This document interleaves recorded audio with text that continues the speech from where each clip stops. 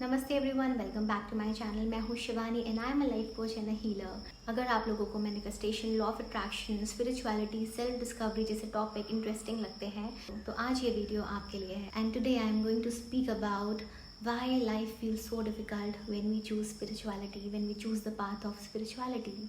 तो चलिए वीडियो को आगे बढ़ाते हैं। Let's get started. लोग अक्सर कहते हैं कि जो लोग ना स्पिरिचुअलिटी के पाथ पर चलते हैं उनकी लाइफ ना डिफ़िकल्ट हो जाती है। अचानक से प्रॉब्लम बढ़ने लग जाती है, रिलेशनशिप्स कट ऑफ होने लग जाते हैं, हेल्थ इश्यूज़ आने लग जाते हैं, सब कुछ बदलने लगता है जो पहले से भी ज़्यादा डिफ़िकल्ट लगता है। लेकिन मेरा मानना है कि स्पिरिचुअलिटी हमारी लाइफ को डिफ़िकल्ट नहीं बनाती है, बल्कि वो हमें वो दिखाना शुरू करती है जो हम सालों से अपने अंदर दबा करके बैठे हैं। जब हम इस जर्नी को स्टार्ट करते हैं तो हम कुछ नया नहीं कर रहे होते हैं, हम एक नया इंसान नहीं बन रहे होते हैं। हम हीलिंग्स, मेडिटेशंस, इन सब के ज़रिए ना अपने अंदर दबा इमोशनल गार्बेज, मेंटल गार्बेज बाहर निकालना स्टार्ट करते हैं।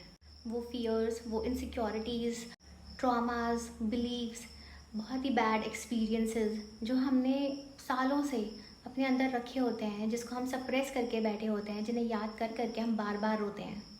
ये वो बर्डन है जो सोसाइटी से, हमारे पेरेंट्स से, हमारे स्कूल फ्रेंड्स से, हमारे टीचर्स, जो मीडिया से सुनते हैं, इन सब से जो इन्फ्लुएंस होकर के जो भी इन्फॉर्मेशन हम लेते हैं, ये एक बर्डन होता है और इससे हम एक आइडेंटिटी बनाते हैं which is not fruitful for us. और ये सब कुछ ना हम अपने अंदर जमा करते रहते हैं और कभी रिलीज़ ही नहीं करते हैं, और इससे हमारी हर दिन हर पल एक आइडेंटिटी क्रिएट होती रहती है। वो वर्जन क्रिएट होता रहता है जिससे कि हम डिसीजन लेते हैं, जिससे हम अपनी लाइफ को डायरेक्शन देते हैं। लेकिन क्या ये डायरेक्शन सही होती है? And spirituality is not becoming someone new, it is actually remembering who we are. और सच तो ये है कि हम इससे कभी डिस्कनेक्टेड थे ही नहीं। हम अपने जन्म से ही स्पिरिचुअल बींग्स हैं और ये कोई नई चीज़ नहीं है जिसे हम सीखते हैं। और ये तो अपने डिवाइन सेल्फ, अपनी ओरिजिनल आइडेंटिटी, अपनी असली पहचान तक वापस लौटने की जर्नी है।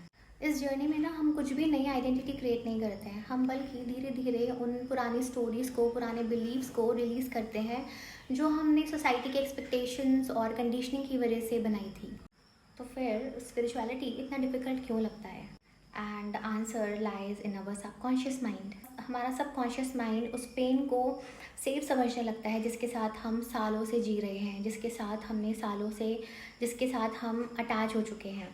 अब चाहे वो कोई टॉक्सिक रिलेशनशिप हो, हमारे सेल्फ डाउट्स हो, पीपल प्लीजिंग एटीट्यूड हो, या फिर हमारे खुद के इमोशंस को दबा देना, क्योंकि ये सब ना फैमिलियर है। हमें ऐसा लगता है this is known to us, और इसलिए हमारा माइंड इसको कंफर्ट जोन समझ लेता है।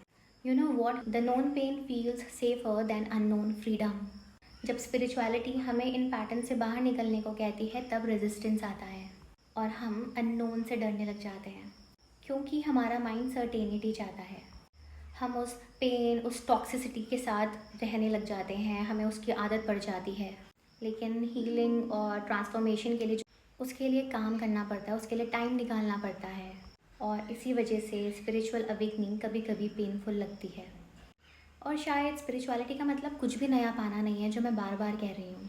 इसका मतलब है कि हम उन चीज़ों को लेट गो कर दें, उन चीज़ों को रिलीज़ कर दें जो हमारी कभी थी ही नहीं, जिसके साथ हमें कभी रहना भी नहीं है। वो है पेन और नेगेटिव इमोशंस और वो कंडीशनिंग जो हमें दूसरों से मिली है, जो हमारी कभी थी ही नहीं, so that we can become someone जो हमें यूनिवर्स ने बनाया है।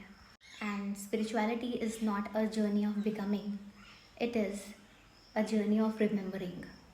और काफ़ी बार ऐसा होता है कि हमें सारी इन्फॉर्मेशन होती है, लेकिन फिर भी हम बहुत कुछ जानते हुए स्टार्ट नहीं कर पाते हैं। अपने आज के टेक अवेज कमेंट सेक्शन में ज़रूर बताना, चैनल को सब्सक्राइब कर देना, वीडियो को लाइक कर देना। तब तक के लिए बाय बाय, हरि ओम।